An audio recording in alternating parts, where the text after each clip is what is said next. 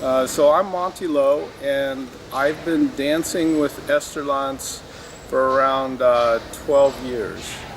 And I've been doing international folk dancing for about probably 10 years, maybe 15 years before that.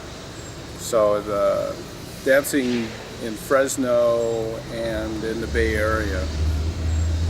And during the time when I had just started taking some Hungarian classes, I went to Eszterlánc to try to have Eszterlánc come dance at our church, our Unitarian church as a partner church in Holmroad, St. Martin, and Székelyföld. So when I went to make that arrangement, the director asked me if I wanted to dance because they were short men. So I said, sure, I'd love to. And that's when I started dancing with Eszterlánc. And I thought I was just going to do it temporarily. And then after a trip, I would stop dancing. But it kind of was too much fun. I couldn't stop, so I'm still dancing. Who was the director back then? That was Anastasia. Why did you start the international folk dancing? I was introduced to it by a friend in college, and just loved learning about different cultures and the different styles of movement for each culture was very interesting. And I in the international folk dance community, we have some Hungarian dances that we do, and there was a guy that did quite a bit of choreography for the international community. And it was during the time when the dances were not well defined. Not all the research had been done thoroughly in Hungary. So he kind of got some of the dances mixed up with some of the music and some of the dance styles. But the general feeling of the dance was still true to the Hungarian dance that we do now.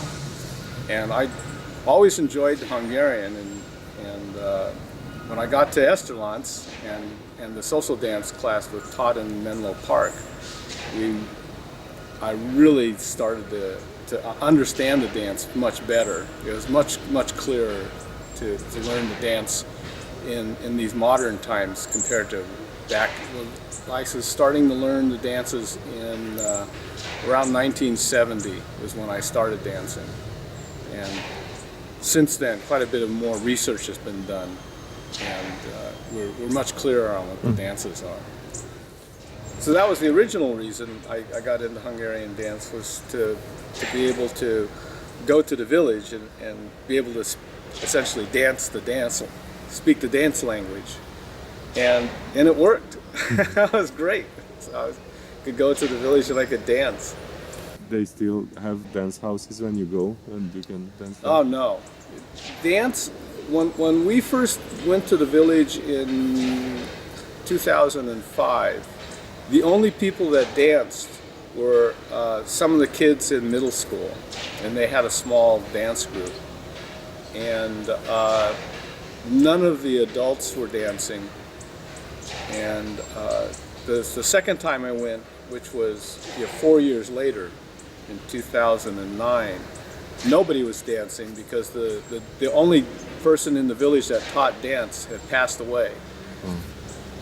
And so it was sort of a dying cultural art, which I was very sad because I loved to dance. And on the third trip,